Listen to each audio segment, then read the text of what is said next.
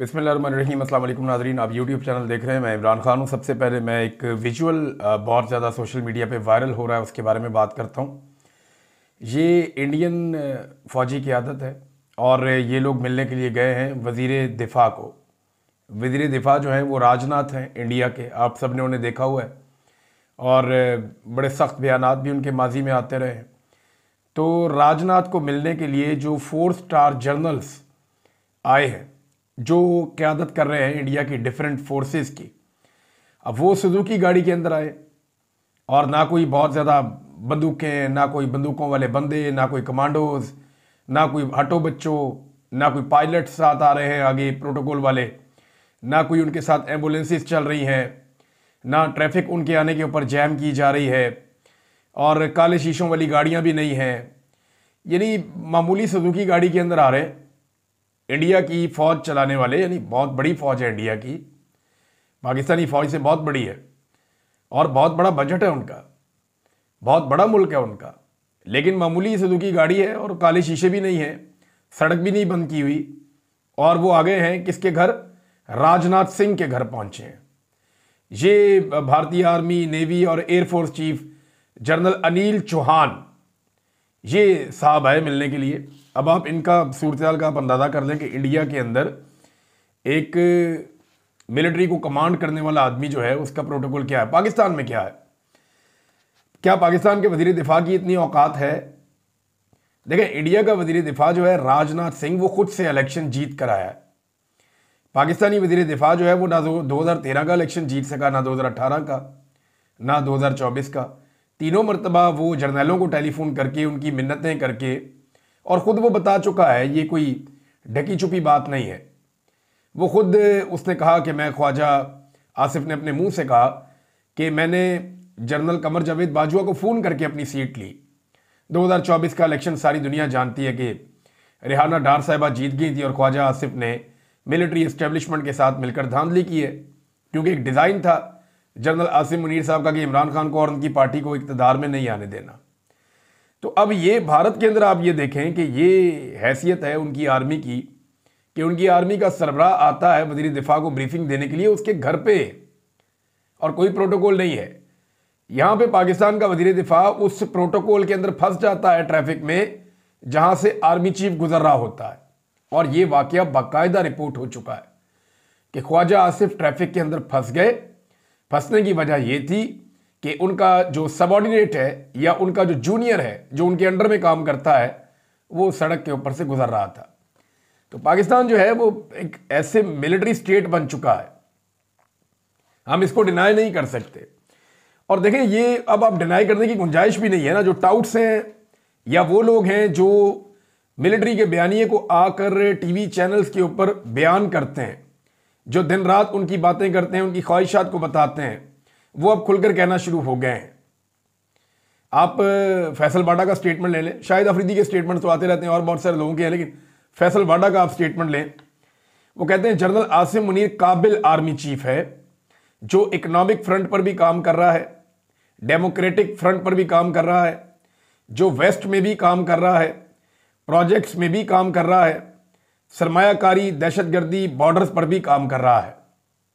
फैसल बाडा, देखिए, ये कोई पहला आर्मी चीफ नहीं है जो ये सारे काम कर रहा है। पाकिस्तान में मार्शल लॉ की एक लंबी तारीख है। अयूब खान ने सारे काम किए, याह्या खान ने सारे काम किए, परवेज़ मुशर्रफ ने सारे काम किए, ज़िया-उल हक ने सारे काम किए।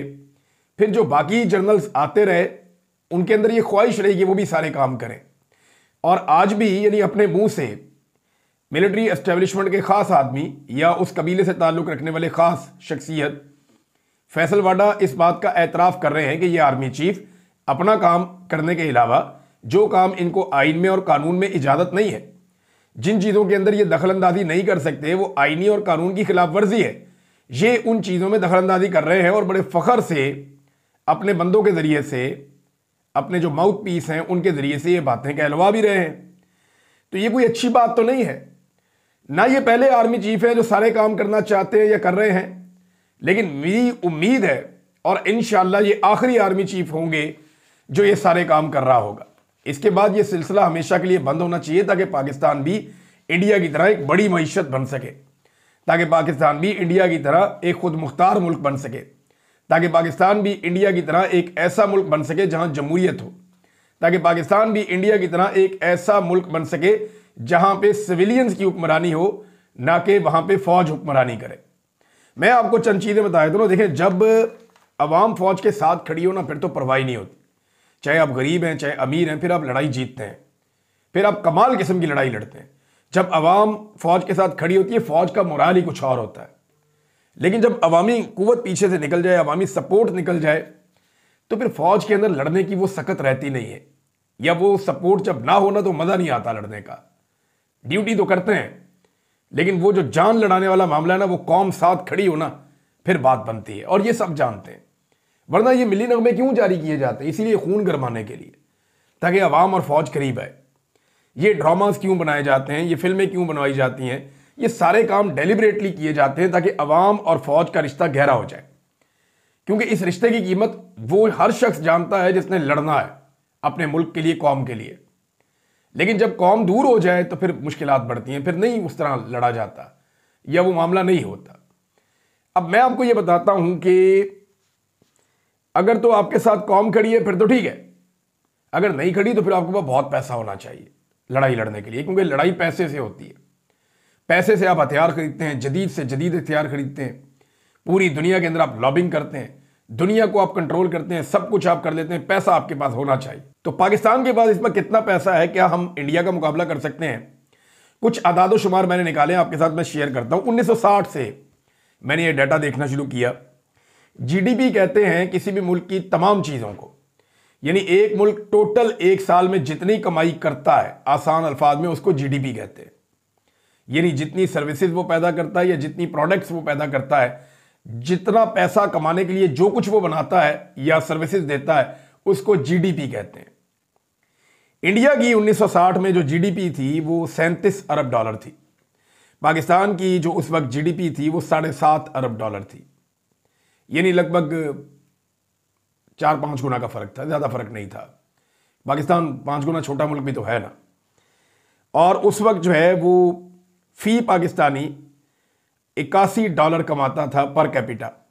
यानी जो एक पाकिस्तानी की इनकम थी एवरेज, वो 81 डॉलर थी और इंडियन की थी 83 डॉलर्स। 1966 में जब 65 की जंग पाकिस्तान ने जीती या उसमें कामयाबी पाकिस्तान को मिली, तो इंडियन जीडीपी उस वक्त था 59 अरब डॉलर और पाकिस्तान का था 14.13 अरब डॉलर। और हमारी जो पर कैपिटा इनकम वो इंडिया से बढ़ गई थी। उस वक्त जो फी आदमी कमाता है एवरेज, वो इंडिया से बढ़ गई थी। पाकिस्तानी 125 डॉलर कमा रहा था और इंडियन जो है वो 90 डॉलर कमा रहा था। फिर आप आगे चले जाएं और आगे जाके 1972 में, जब 1971 में पाकिस्तान 2 लख्त हुआ, पाकिस्तान को नुकसान हुआ, तो 70 के अंदर डाटा और ज़्यादा नीचे चला गया पाकिस्तान का।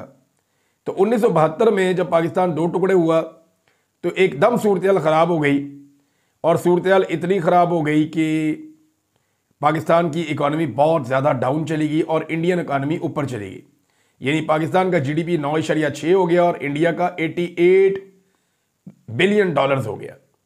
फिर 1995 में पाकिस्तान ऊपर गया, फिर 2007 में पाकिस्तान ऊपर गया जब परवेज मुशर्रफ का दौर था। 2024 में मैं आपको एक अजीबोगरीब चीज़ बताता हूँ कि जो नया डाटा है उसके मुताबिक जो इंडिया का जीडीपी है वो 3.588 ट्रिलियन की है इस वक्त, यानी 3588 अरब डॉलर, 3588 अरब डॉलर की जीडीपी है इंडिया की। और पाकिस्तान की जीडीपी उससे 10 गुना कम है। यानी पाकिस्तान की जीडीपी को आप 10 से ज़रब दें तो भी इंडियन जीडीपी नहीं बनती, 11 से ज़रब आपको देनी पड़ेगी। और 337 अरब डॉलर पाकिस्तान की जीडीपी है 2024 की। तो पाकिस्तान बहुत पीछे रह गया। पहले पाकिस्तान इंडिया से कुछ पीछे था, आज बहुत पीछे रह गया। इंडिया के जो रिजर्व्स हैं इस वक्त, जो पैसा उनके पास पड़ा हुआ है वो 700 अरब डॉलर्स है, 700 बिलियन अमेरिकी डॉलर्स।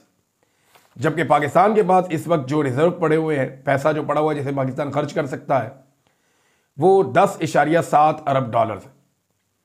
अब डायरेक्टली हमने 20 अरब डॉलर चाइना से और कोई 8-9 अरब डॉलर जो है वो यूएई और सऊदी अरब वगैरह से लिया हुआ है और वो हम रोल ओवर करवाते चले जा रहे हैं। ये आलमी कर्जों के अलावा ये पैसा है।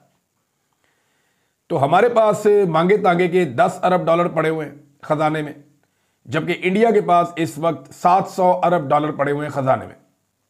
कितना फर्क है देखें आप।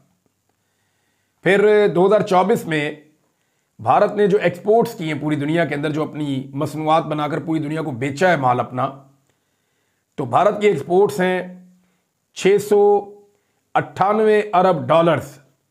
अंदाजा कीजिए आप, 698 लगभग 700 अरब डॉलर की इनकी एक्सपोर्ट्स हैं ये भारत की 2024 में। पाकिस्तान की जो टोटल एक्सपोर्ट्स हैं 2024 में वो 30 अरब डॉलर की हैं। यानी आप कोई मल्टीप्लाई करें इसको 20-25 से तो फिर जाके आप भारत के बराबर पहुंचते हैं। भारत की जो एक्सपोर्ट्स हैं वो पाकिस्तान से इतनी ज़्यादा, हम 30 अरब डॉलर पे हैं, वो 700 अरब डॉलर पे है। ये फ़र्क है एक्सपोर्ट्स का।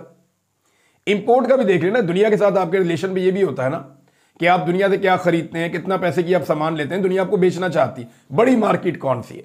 जो बड़ी मार्केट है लोग उधर फोकस करेंगे कि ये ज़्यादा लोग हैं, बड़ी मार्केट है, ज़्यादा चीज़ें हमसे खरीदते हैं, ये हमारा ग्राहक है, इसका हमने ख्याल रखना है, ये तो हमारी दुकान पे ही नहीं आता, इसका हम क्यों ख्याल रखेंगे।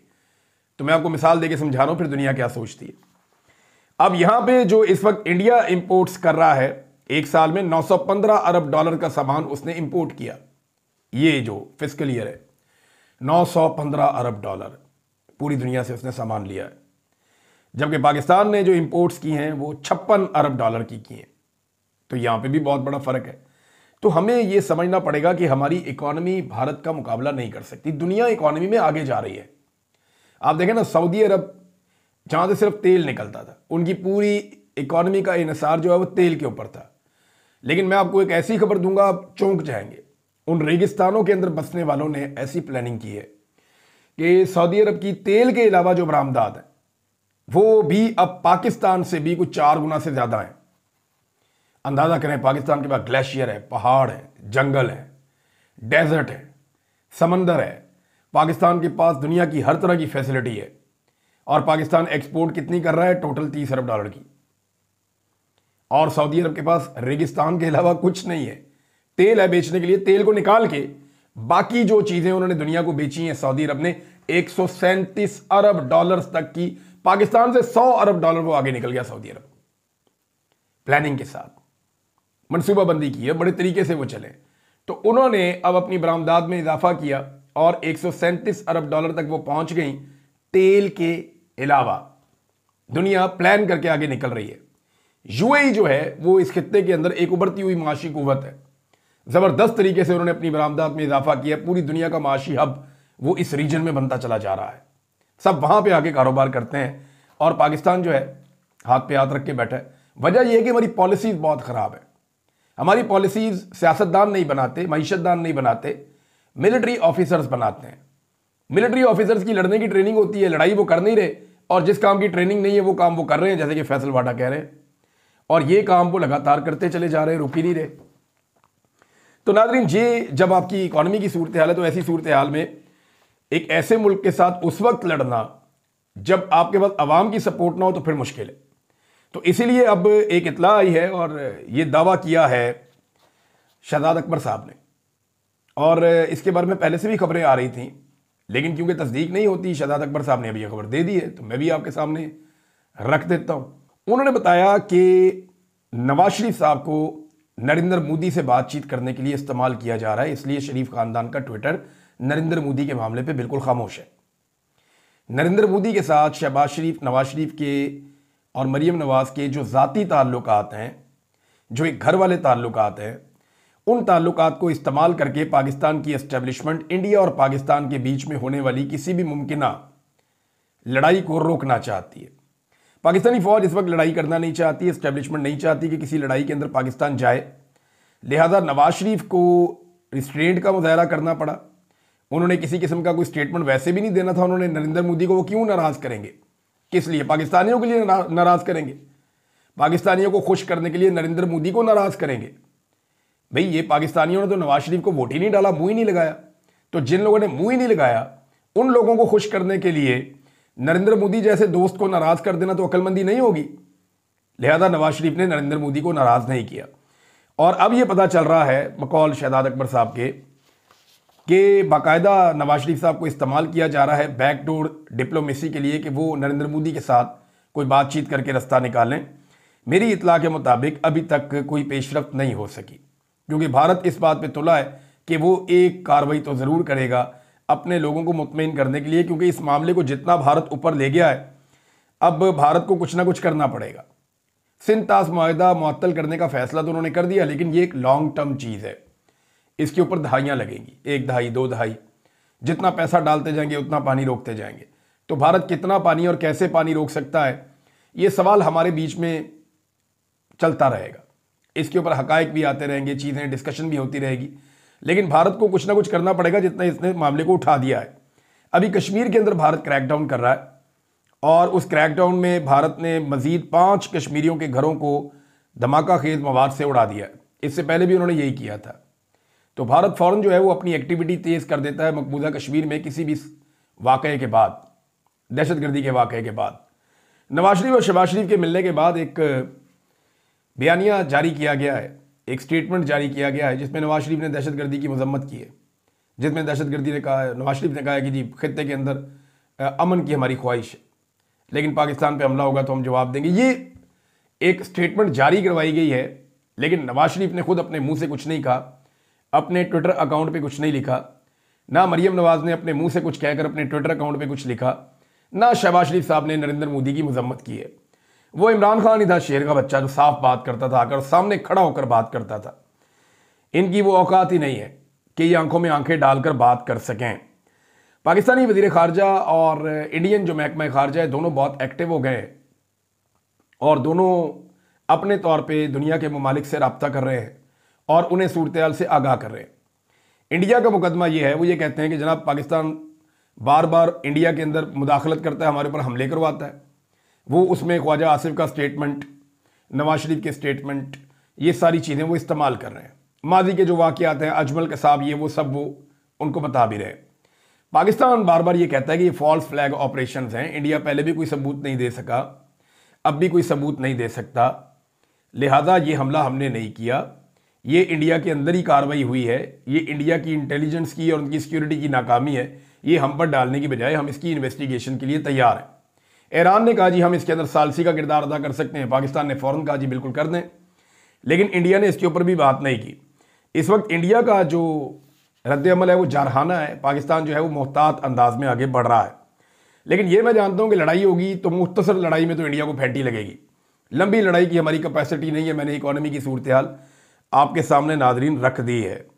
लंबी लड़ाई तभी लड़ी जा सकती है जब कौम साथ खड़ी हो जाए और कौम कहे जी हम गलियों मोहल्लों में भी इस फौज से लड़ेंगे, फिर तो आप लंबी लड़ाई लड़ सकते हैं।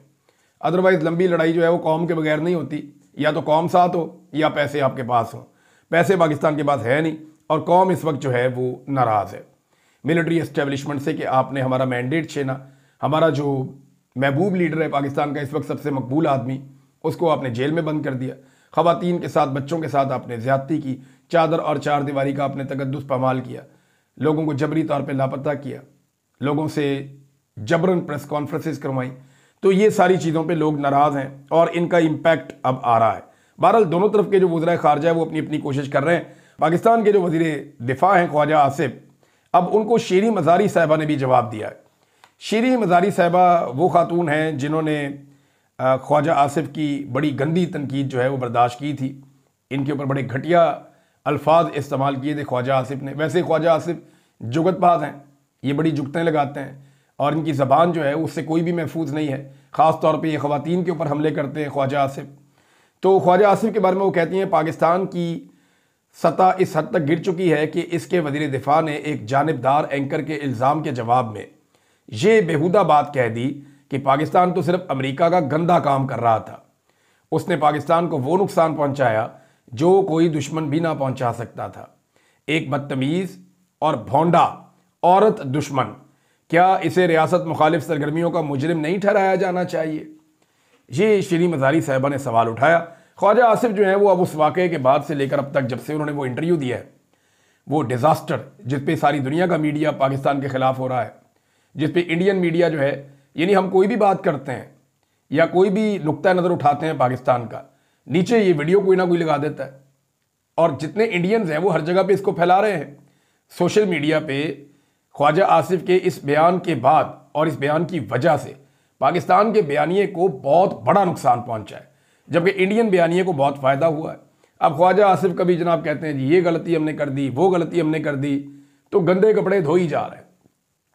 गलती मानने की बजाय ख्वाजा साहब डट गए और अड़ गए और साबित कर रहे हैं जी सारी दुनिया अच्छी, हम ही गंदे हैं।